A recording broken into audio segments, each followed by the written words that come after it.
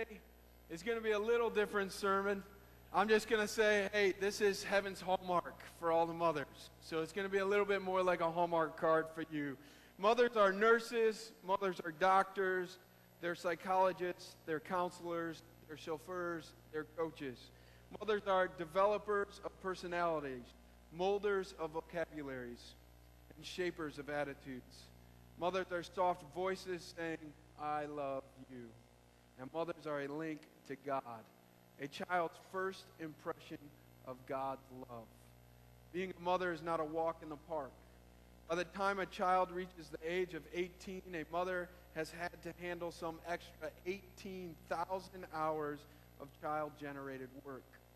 In fact, women who never have children enjoy the equivalent of an extra 3 months a year in leisure time.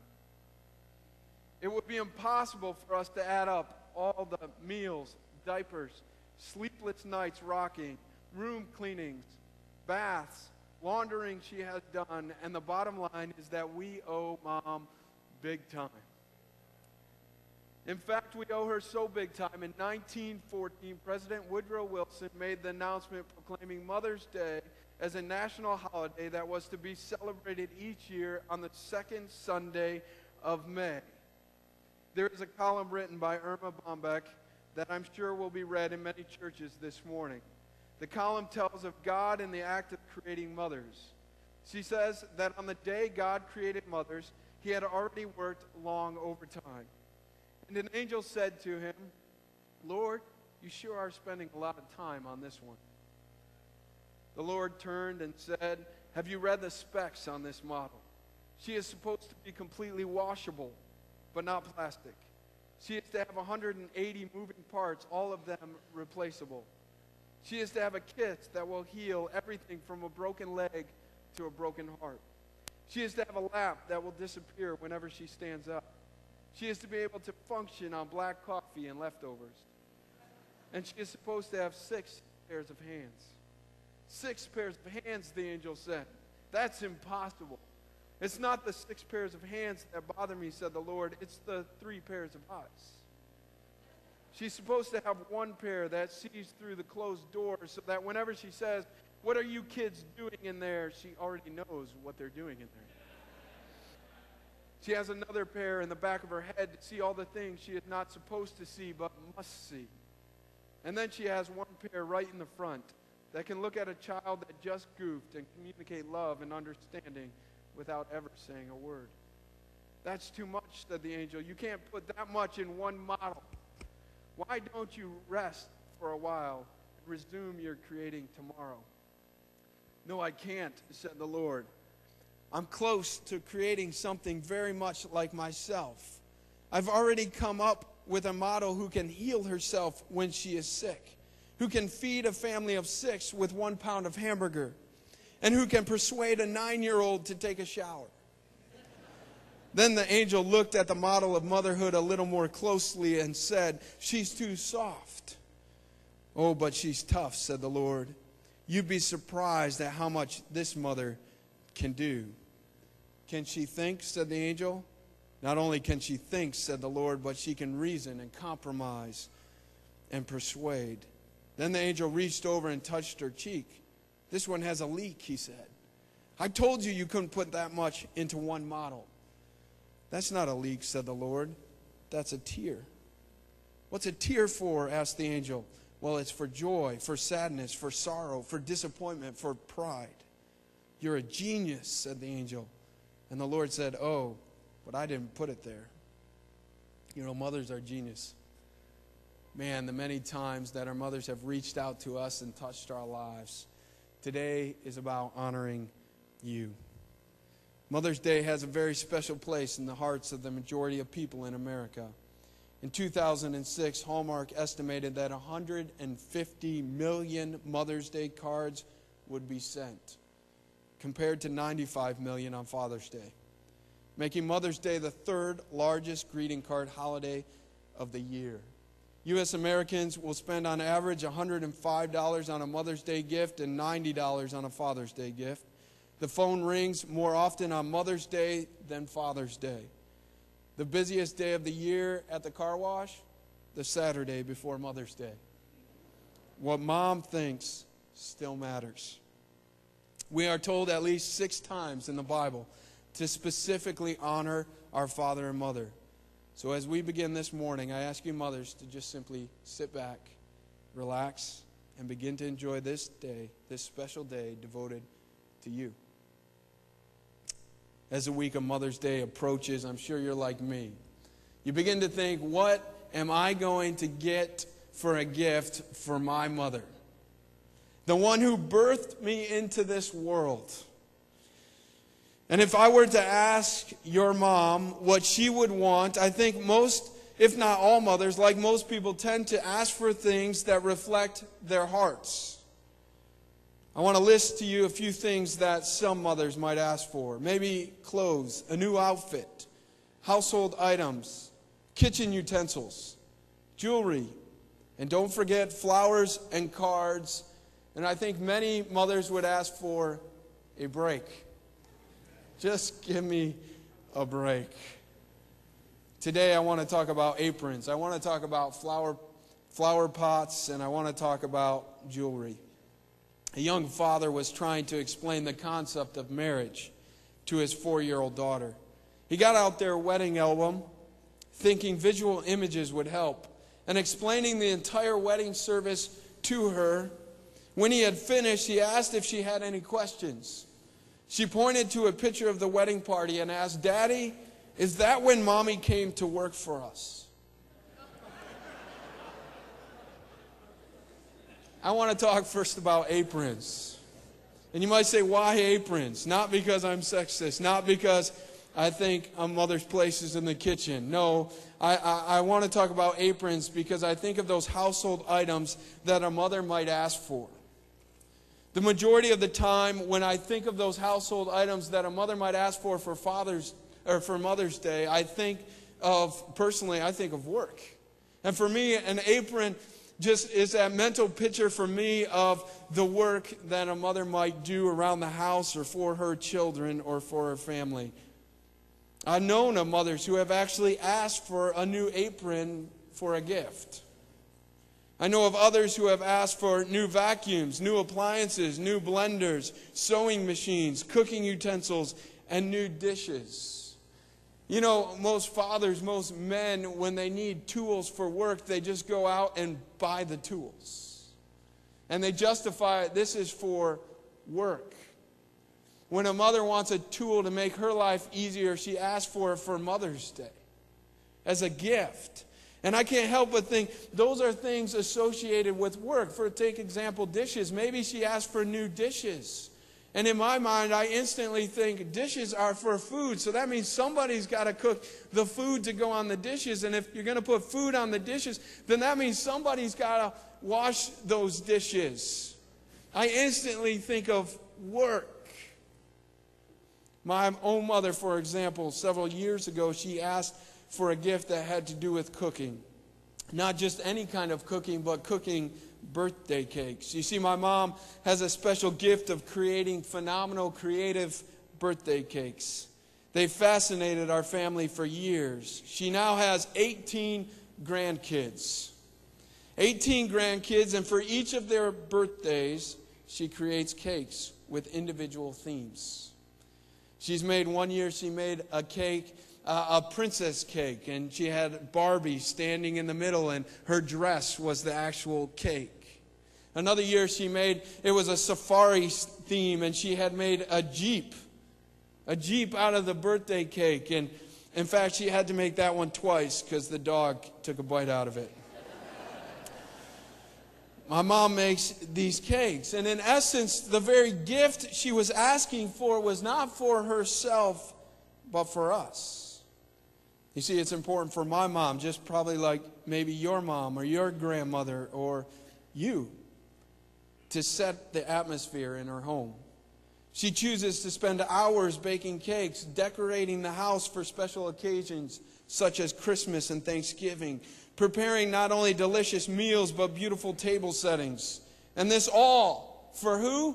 For a family through the years who have left out toys, who have stacked dirty laundry on the floor, for a family who has broken expensive furniture, for a family who has stayed out way beyond their curfew, and for people who have grown up and forgotten to call once in a while. Maybe that sounds familiar to you. Perhaps you can think of a gift you have given to your mother or to the mother of your children that when you really think about it, it really means more work for her. Maybe it makes her work easier, but the reality is mothers are servants. Mothers are just like Jesus. Hey, Mom and Dad were watching TV when Mom said, "I'm tired and it's getting late. I think I'll go to bed." She went to the kitchen to make sandwiches for the next day's lunches. She rinsed out the popcorn bowls, took meat out of the freezer for supper the following evening, checked the cereal box levels, filled the sugar container, put spoons and bowls on the table, and started the coffee pot for brewing the next morning. She then put some wet clothes in the dryer, put a load of clothes into the washer, ironed a shirt, and secured a loose button. She picked up the game pieces left on the table and put the telephone book back into the drawer. She watered the plants, emptied the wastebasket, and hung up a towel to dry. She yawned and stretched and headed for the bedroom. She stopped by the desk and wrote a note to the teacher, counted out some cash for the field trip, and pulled a textbook out from hiding under the chair. She signed a birthday card for a friend, addressed and stamped the envelope, and wrote a quick list for the grocery store. She put both near her purse. But then Mom washed her face with 3-in-1 cleanser, put on her night solution and age-fighting moisturizer, brushed and flossed her teeth, and filed her nails. Dad called out, "I thought you were going to bed." "I'm on my way," she said. She put some water in the dog's dish and put the cat outside, then made sure the doors were locked. She looked in on each of the kids and turned out their bedside lamps. She hung up a shirt, threw some dirty socks into the hamper, and had a brief conversation with the one up still doing homework. In the bedroom, she set the alarm, laid out clothing for the next day, straightened up the shoe rack. She added 3 things to her 6 most important things to-do list. She said her prayers and visualized the accomplishments of her goals. About that time, Dad turned off the TV and announced to no one in particular, "I'm going to bed." And he did, without another thought. Now, I know that's not most moms, or maybe not all moms, but it's sure a whole lot of you. You know, and I've been around this church long enough to know there's a whole lot of kingdom moms in this place. A lot of people who never cease to amaze us with all that you do. Whenever you are around, you are caring and serving those around you, making sure that their needs are met before your own. You make sure that we are behaving, that we are nice, and that we are full. You are always there to encourage and uplift. You're hugging and kissing, and as complex as it may get, you are simply mothering. Mary, the mother of Jesus, was the perfect example of this. She served Jesus right up to the very end. We find her at the foot of the cross in John 19:25, where it says, "Near the cross of Jesus stood his mother's sister Mary, the wife of Clopas, and Mary Magdalene. When Jesus saw his mother there and the disciple whom he loved standing nearby, he said to his mother, 'Dear woman, here is your son.'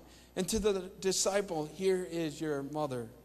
From that time on, this disciple took her into his home." You know, I read that lightly, but we have to visualize the picture here of what is taking place. Jesus has just been brutally beaten. He's at the point of death. He's hanging on the cross.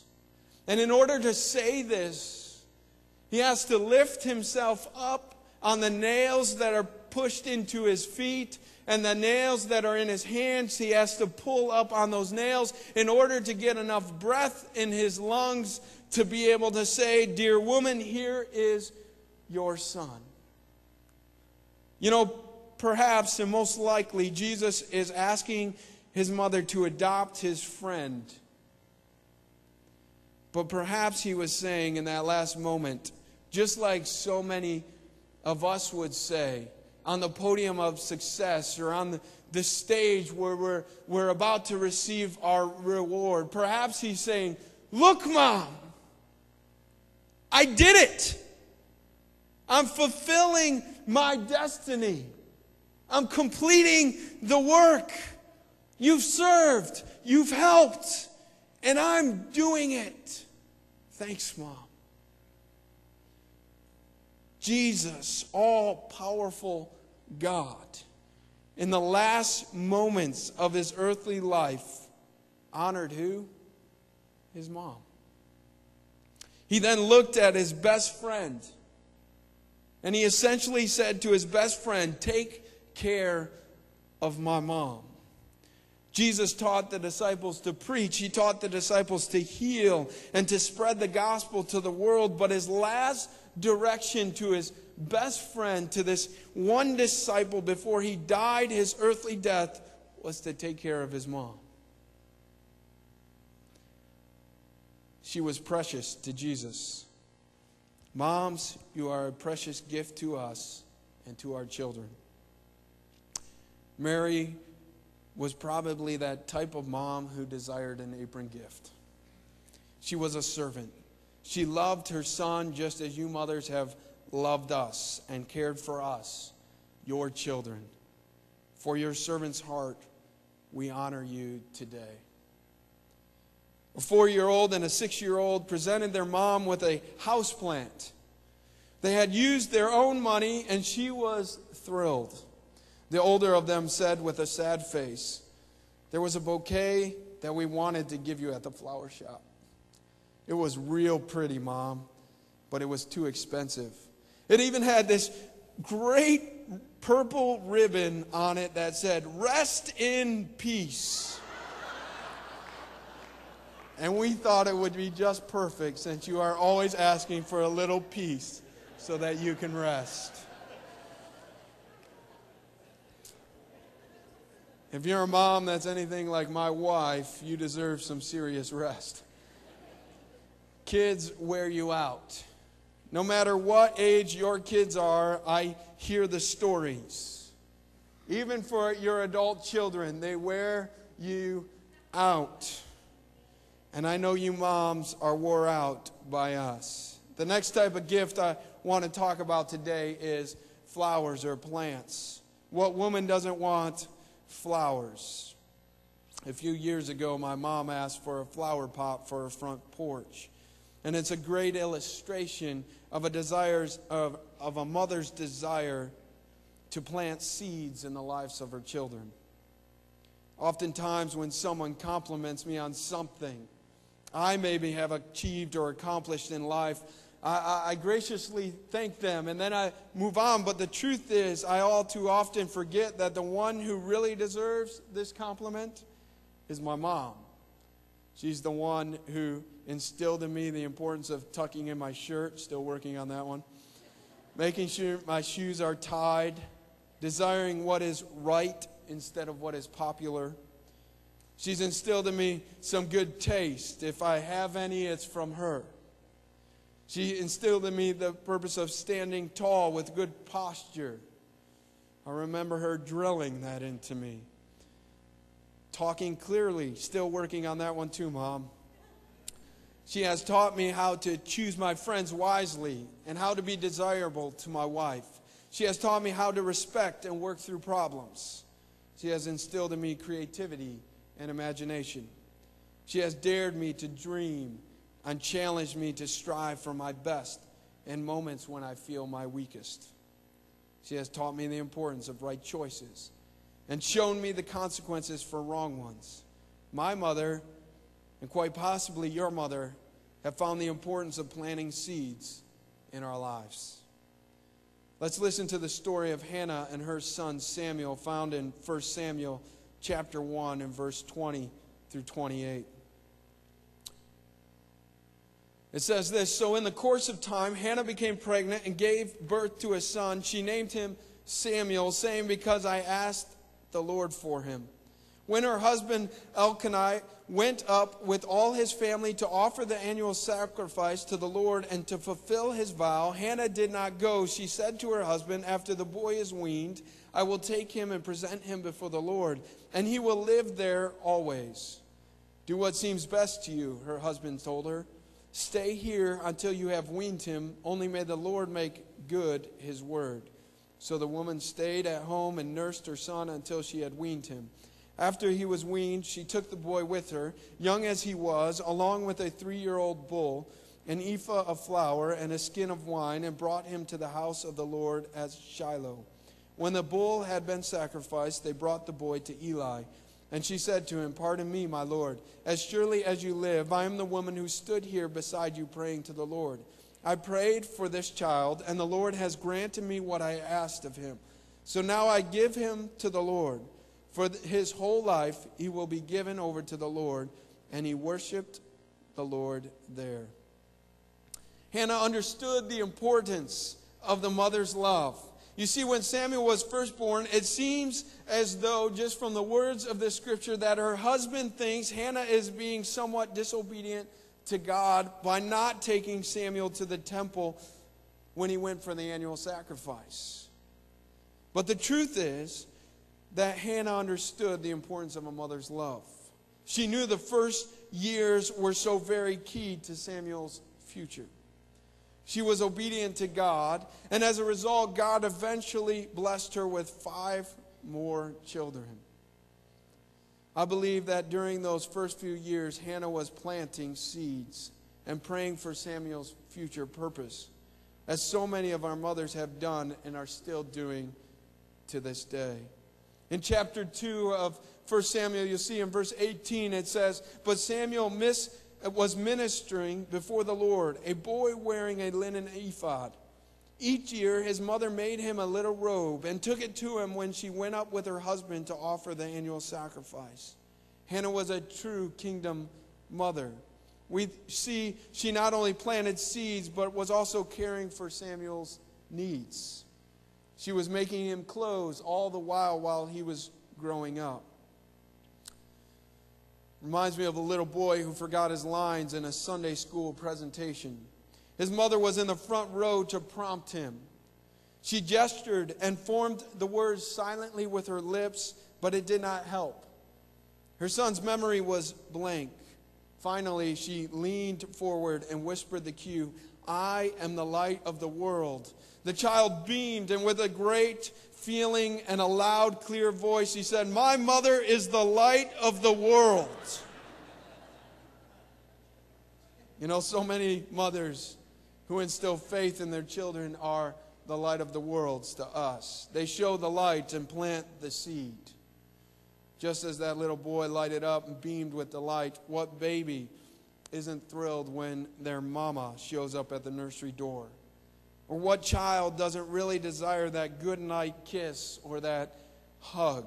Or what teenager not find delight in mom's encouraging words?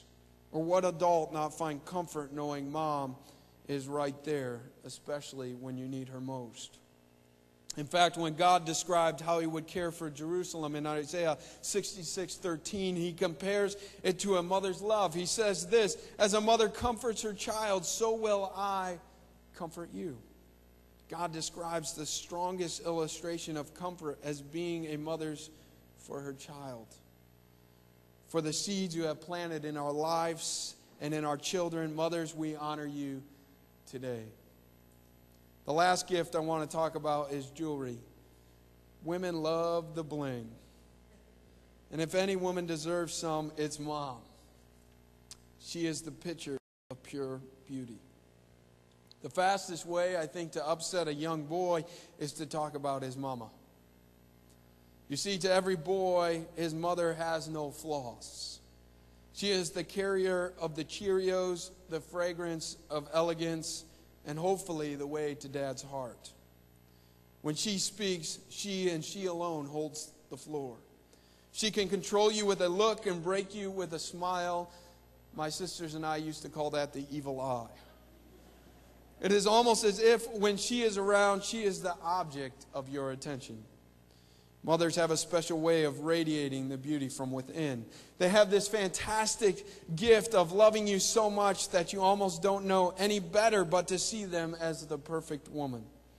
I've heard it said that you can ask a college student what his perfect wife would be, and 9 times out of 10 he will describe his mother. Tell him he just described his mother, and 9 times out of 10 he'll deny it. In my case, I know my mother is beautiful because my biggest hero calls her his queen. For your inner and outer beauty, mothers, we honor you today. I would like to close with this affirmation from John Killinger's book, Lost in Wonder, Love and Praise. I'm going to invite the worship team to come at this time. And Renee, if you would come. Reads like this: I believe in Jesus Christ, the Son of the loving God, who was born of the promise to a virgin named Mary. I believe in the love Mary gave her Son, which caused her to follow him in his ministry and stand by his cross as he died. I believe in the love of all mothers and its importance in the lives of the children they bear. It is stronger than steel, softer than love, and more resilient than a green sapling on the hillside. It closes wounds, melts disappointments, and enables the weakest child to stand tall and straight in the fields of adversity. I believe that this love, even at its best, is only a shadow of the love of God, a dark reflection of all that we can expect of Him, both in this life and the next. And I believe that one of the most beautiful sights in the world is a mother who lets this greater love flow through her to her children, blessing the world with the tenderness of her touch and the tears of her joy. With that, we honor you, mothers who reflect a heart of a servant, making the atmosphere in our homes a place where we feel loved, cared for, and stuffed. We honor you, mothers who have planted the seeds in our lives, that have helped us through difficulties, trained and taught us to succeed, and dared us to dream big. We honor you, mothers, for your beauty. How to us you signify beauty in so many ways. We find beauty in the way you love, in the way you look, and most importantly, in the way you reflect the love of our loving God and Savior, Jesus Christ. This morning, I've asked that Renee would close in some prayer for the mothers. If you're a mother this morning, would you just stand to your feet? We want to honor you. Let's just give them a huge round of applause for the mothers. You guys are absolutely amazing.